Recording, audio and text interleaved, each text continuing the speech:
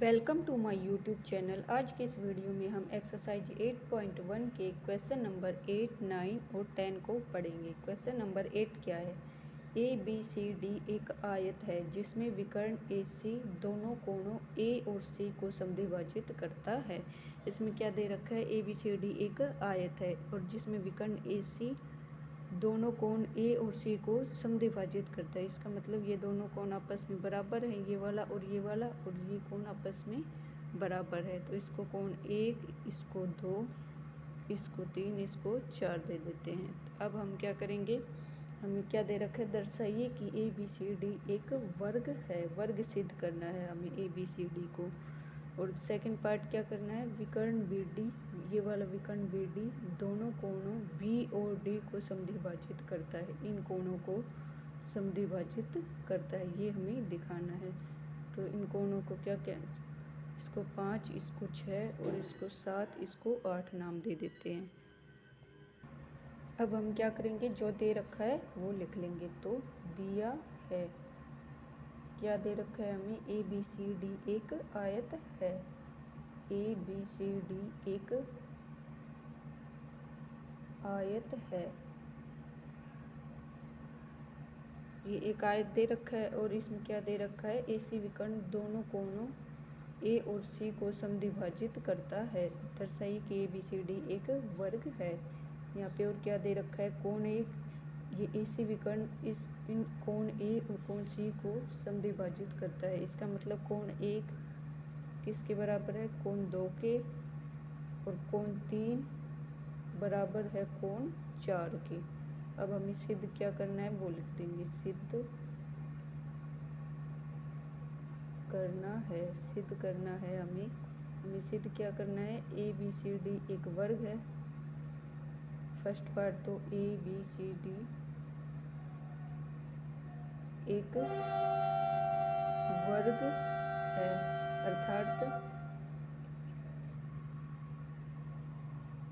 अर्थात इस वर्ग की चारों भुजाएं बराबर होती है। तो हमें क्या सिद्ध करना है? ए बी बराबर बी सी बराबर सी डी और सी डी बराबर डी ए। और सेकंड पार्ट क्या सिद्ध करना है हमें? बी डी विकर्ण बी डी दोनों कोणों बी और डी को समद्विभाजित करता है। ये वाला विकर्ण बी डी कोण बी और डी को समद्विभाजित करता है, यानी कोण 5 और 6 बराबर है, आपस में बराबर सिद्ध करना है। कोण 5 को कोण 6 के बराबर करना है तथा कोण 7 को कोण 8 के बराबर सिद्ध करना है। तो सबसे पहले हम क्या करेंगे? सिद्ध करेंगे। फर्स्ट पार्ट सिद्ध करेंगे। सबसे पहले फर्स्ट पार्ट क्या है? क्या सिद्ध करना है हमें? कि ए बी सी डी एक वर्ग है। तो इसके लिए हमें यहाँ पे क्या दे रखा है? कोण 1 किसके बराबर दे रखा है? कोण 1 बराबर कोण 2, ये दे रखा है, दिया है, ये हमें दे रखा है। और कोण 1 कोण 2 के बराबर है। और यहाँ पे हमें क्या दे रखा है? ए बी सी डी एक आयत है। इसका मतलब ए बी सी डी एक आयत है। और हम जानते हैं, पीछे पढ़ा था हमने, कि आयत में एक समांतर चतुर्भुज के सभी गुण विद्यमान होते हैं। तो ये दोनों भुजाएं आमने सामने की समांतर होंगी और आपस में बराबर होंगी। और ये सम्मुख भुजाएं ए डी किसके बराबर होगी? बी सी के, और ए बी किसके बराबर होगी? सी डी की। इसलिए हमने पढ़ा है समांतर भुजाओं में को एक तिर्यक रेखा काटती है तो उसकी तिर्यक रेखा के एकांतर अंतःकोण क्या होते हैं? आपस में बराबर होते हैं। तो यहाँ पे कोण 1 किसके बराबर, ये दोनों समांतर हैं, तो कोण 1 किसके बराबर होगा? कोण 4 के। तो हम क्या लिख देंगे? कोण 1 बराबर कोण 4। रीजन क्या लिख देंगे? एकांतर कोण। एकांतर कोण, चूंकि ए बी समांतर है सी डी की, ए बी समांतर है सी डी की। अब कोण 1 कोण 4 के बराबर है और यहाँ पे कोण 1 कोण 2 के बराबर है। तो हम क्या लिख सकते हैं? कोण 1 और ये कोण 4 किसके बराबर है? कोण 3 के बराबर है। ये भी हमें क्वेश्चन में दे रखा है। तो हम कोण 1 की जगह क्या लिख सकते हैं? कोण 3 लिख सकते हैं। कोण 1 बराबर, इसलिए कोण 1 बराबर कोण 3। अब ये दोनों कोण आपस में बराबर है और हमने पढ़ा है कि समान कोणों की सम्मुख भुजाएं आपस में बराबर होती हैं। तो कोण 1 की सम्मुख भुजा क्या होगी? B C. तो BC बराबर होगी कोण 3 की सम्मुख भुजा AB, AB के बराबर होगी। अब BC बराबर है AB की, ये दोनों भुजाएं बराबर है और ये दोनों भुजाएं आसन भुजाएं हैं। आसन भुजाएं कैसे होती है, जैसे ये एक साथ जुड़ी हुई, इनको ऐसे भी लिख सकते हैं, ये क्या है, आसन भुजाएं आपस में। तो हम जानते हैं कि अगर एक आयत की आसन भुजाएं बराबर हो जाती है तो वो क्या हो जाता है, एक वर्ग हो जाता है। तो यहाँ लिख देंगे BC बराबर AB है, इसलिए हम क्या कह सकते हैं, ABCD एक वर्ग है, क्योंकि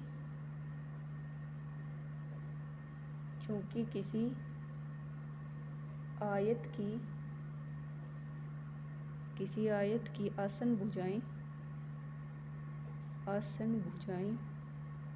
आपस में बराबर होने पर, आसन भुजाएं आपस में बराबर होने पर वह एक वर्ग बन जाता है, यहाँ पे आसन भुजाएं बराबर हो गई, इसका मतलब ये इसके समांतर है और समांतर चतुर्भुज में सम्मुख भुजाएं बराबर होती है, तो ये इसके बराबर हो जाएगी, और ये इसके बराबर है तो ये इसके बराबर हो जाएगी। तो हम क्या लिख देंगे, AB बराबर BC, BC बराबर CD और CD बराबर D। ये हमारा फर्स्ट पार्ट सिद्ध हो गया। अब हम सेकंड पार्ट देखेंगे। सेकंड पार्ट क्या है, क्या सिद्ध करना है हमें, कोण 5 को कोण 6 के और कोण 7 को कोण 8 के बराबर सिद्ध करना है। इसके लिए हम क्या करेंगे, इन दोनों त्रिभुजों को आपस में सर्वांगसम सिद्ध कर देंगे, फिर इनके संगत अवयव को बराबर सिद्ध कर देंगे। तो हम क्या करेंगे, ये वाला त्रिभुज लेंगे और एक ये वाला त्रिभुज लेंगे जिसमें BD विकर्ण शामिल हो। तो हम क्या करेंगे, त्रिभुज ABD और त्रिभुज CBD में और त्रिभुज CBD में सर्वांगसम सिद्ध करने के लिए क्या क्या देखेंगे, हम 3 चीज़ें बराबर सिद्ध करेंगे। तो यहाँ पे हमें क्या दे रखा है, इसको समीकरण 1 नाम दे देंगे। अब इन दोनों इस वाले त्रिभुज में और इस वाले त्रिभुज में क्या क्या बराबर है वो लिख देंगे। AB किसके बराबर है, CD के। AB बराबर CD, ये दे रखा है, दिया है, और यहाँ पे हमने सिद्ध भी कर लिया है। और सम्मुख भुजाएं से भी ये क्या हो जाएंगी, दोनों आपस में बराबर हो जाएंगी। AB बराबर है CD के और AD बराबर है DA, किसके बराबर लिख सकते हैं, BC के, क्योंकि एक समांतर चतुर्भुज भी है और एक आयत भी है, और यहाँ पे हमने एक वर्ग सिद्ध किया है, तो ये चारों भुजाएं आपस में क्या होंगी, बराबर होंगी। तो यहाँ क्या लिख देंगे, इस वाली त्रिभुज में AD को किसके बराबर लिख देंगे, AD बराबर BC, ये भी दिया है। और यहाँ पे BD भुजा दोनों त्रिभुजों में कॉमन है, इसलिए हम क्या लिख देंगे, BD बराबर BD, BD बराबर BD, उभयनिष्ठ भुजा, उभयनिष्ठ भुजा। अब 3 चीज़ें बराबर सिद्ध होगी, तीनों क्या हैं, भुजा। तो क्या लिख देंगे, SSS सर्वांग समता नियम से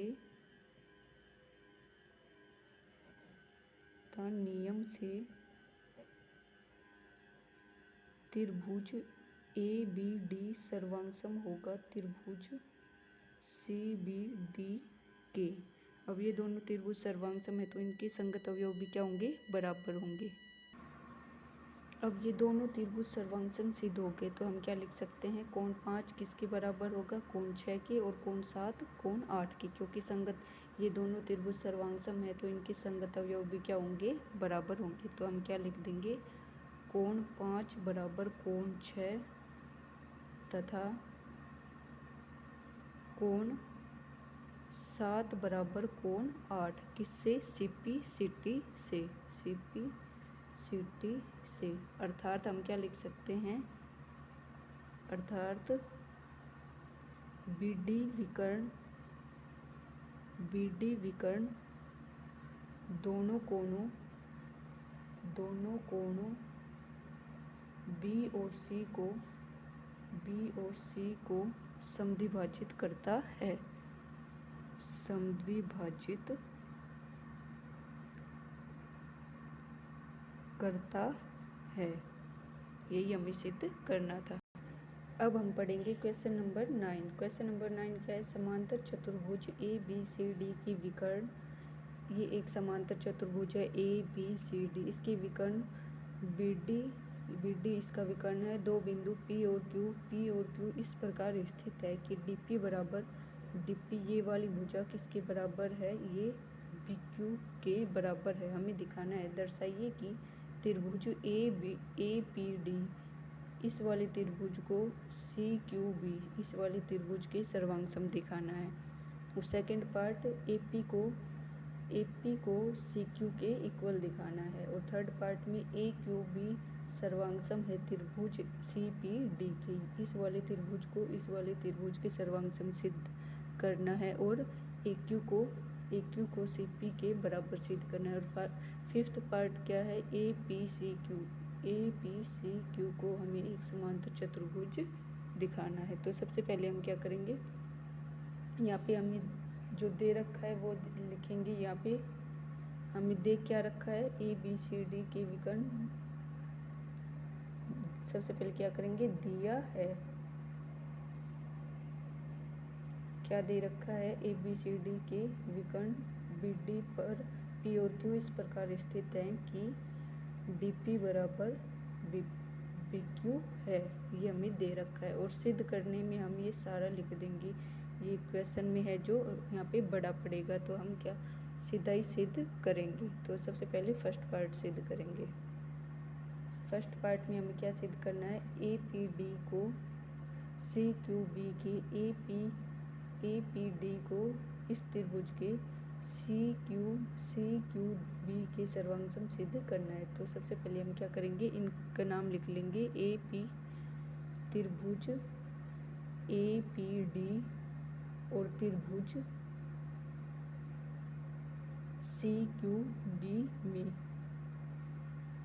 इन दोनों त्रिभुज में हम क्या दे रखा है, एक समांतर चतुर्भुज है। ABCD एक समांतर चतुर्भुज है। इसका मतलब AD किसके बराबर होगा, BC के। समांतर चतुर्भुज में समभुजाएं बराबर होती है, तो AB किसके बराबर होगा, CD के। AB बराबर CD होगा।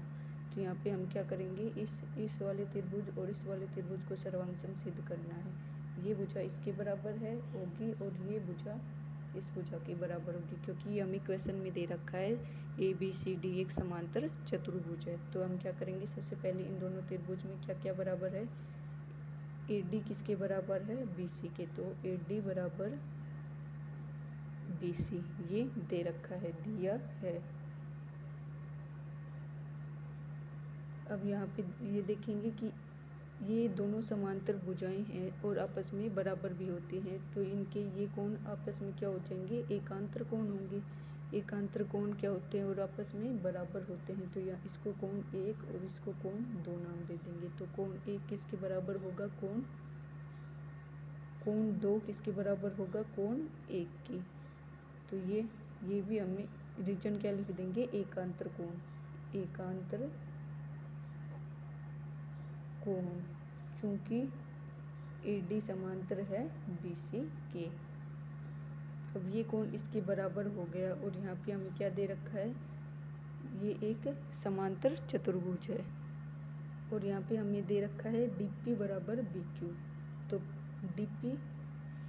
DP किसके बराबर दे रखा है, BQ के। तो हम क्या लिख देंगे, DP बराबर BQ।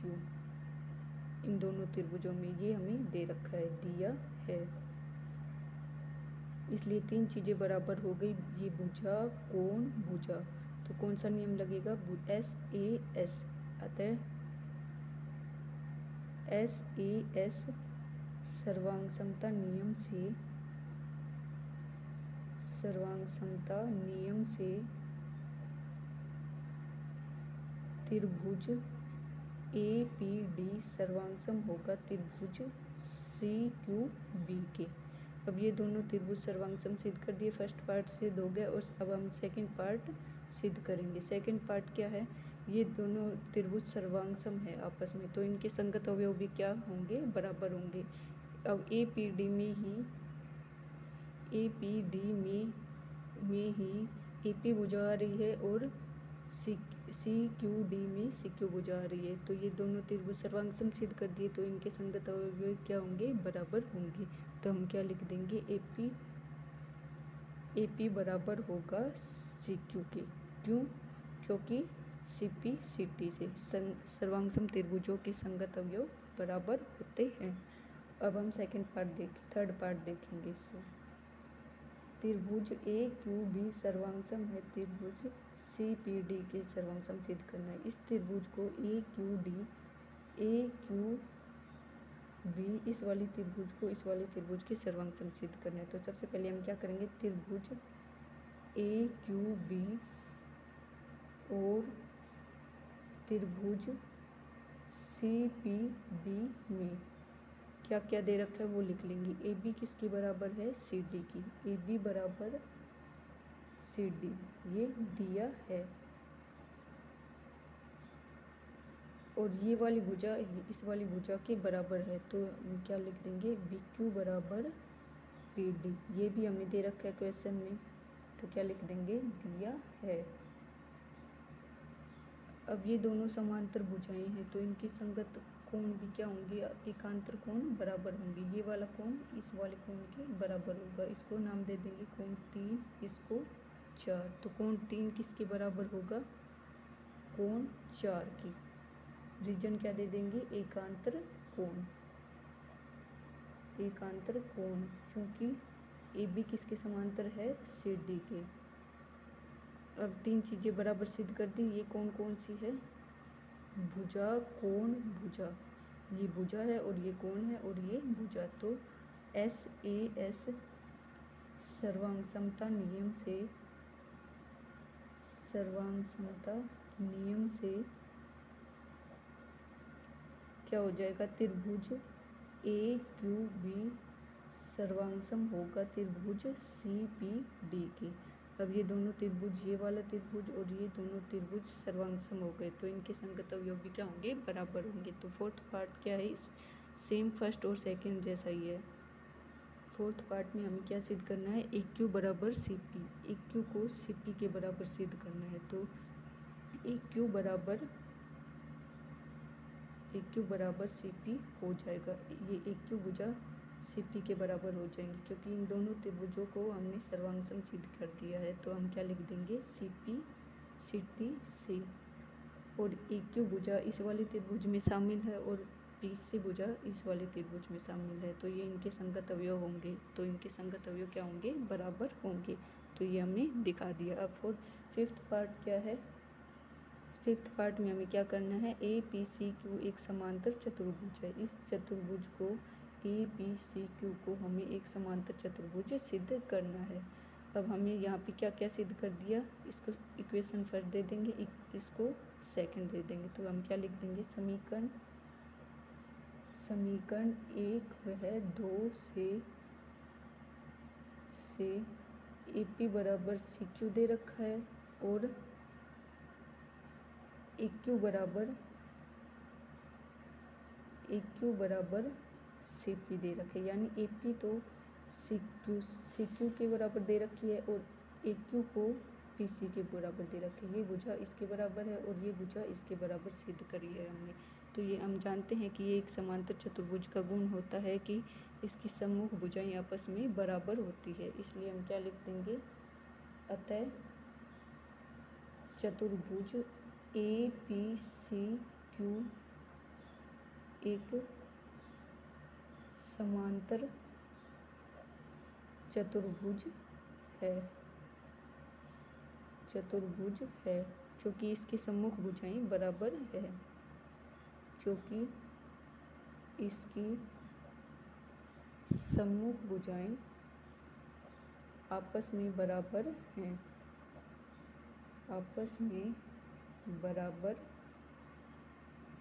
हैं। यही हमें सिद्ध करना था। अब क्वेश्चन नंबर 10 क्या है। ABCD एक समांतर चतुर्भुज है तथा AP और CQ शीर्षों A और C से विकर्ण BD पर क्रमशः लंब है। दर्शाइए कि त्रिभुज APB सर्वांगसम है त्रिभुज CQD की और AP बराबर है CQ की। ये हमें एक समांतर चतुर्भुज दे रखा है। इसका मतलब ये सम्मुख भुजाएं आपस में बराबर होती हैं, तो ये इसके बराबर होगी और ये इसके बराबर होगी। सम्मुख भुजाएं आपस में बराबर होंगी। और हमने क्वेश्चन में क्या दे रखा है, शीर्षों A और C से क्रम से शीर्षलंब डाले गए हैं AP और CQ। तब हमें सिद्ध करना है कि APB इस त्रिभुज को CQD इस त्रिभुज के CQD इस त्रिभुज के सर्वांगसम सिद्ध करना है फर्स्ट पार्ट में। तो हम क्या करेंगे, सबसे पहले फर्स्ट पार्ट को सिद्ध करेंगे। इस फर्स्ट पार्ट में क्या है, जो सिद्ध करना है वो लिख लेंगे। त्रिभुज APB और त्रिभुज CQD में क्या क्या दे रखा है। AB किसके बराबर है, APB में AB बराबर है CD की, तो AB बराबर CD ये दिया है। अब AB बराबर CD है और यहाँ पे और क्या दे रखा है, हमें ये शीर्षलंब दे रखे हैं क्वेश्चन में। हमें शीर्षलंब मतलब 90 डिग्री का कोण, तो ये क्या होंगे, कोण APB ये हमें क्वेश्चन में दे रखा है कि ये वाला कोण और ये वाला कोण 90 डिग्री है, यानी लंब दे रखे हैं। तो APB बराबर कोण CQD बराबर होंगे 90 डिग्री, ये दे रखा है क्वेश्चन में हमें। तो क्या लिख देंगे, दिया है। अब ये इसके बराबर है और ये इसके बराबर दे रखा है। अब यहाँ पे ये दोनों समांतर है और समांतर रेखाओं की हम जानते हैं कि एकांतर कोण एकांतर अंतःकोण बराबर होते हैं। तो ये वाला कोण इस वाले कोण के बराबर होगा, तो इसको कोण 1 और इसको कोण 2 नाम दे देते हैं। तो कोण 1 किसके बराबर होगा, कोण 2 की। रीजन क्या लिख देंगे, एकांतर कोण। चूँकि AB ये वाली भुजा बराबर समांतर है CD की, AB समांतर है CD की, और समांतर रेखाओं के एकांतर कोण क्या होते हैं, बराबर होते हैं। तो अब हमने 3 चीज़ें बराबर सिद्ध कर दी, कोण कोण भुजा। तो यहाँ पे क्या लिख देंगे, अतः अब यहाँ पे देखिए ये दो कोणों के बीच की भुजा नहीं है, ये अलग भुजा है। तो हम क्या लिख देंगे, ये दो कोण है और ये इनसे अलग भुजा है, इनके बीच की भुजा होती तो हम क्या लिख देते, ASA नियम से। अब हम क्या लिखेंगे, AAS नियम से, AAS सर्वांग समता नियम से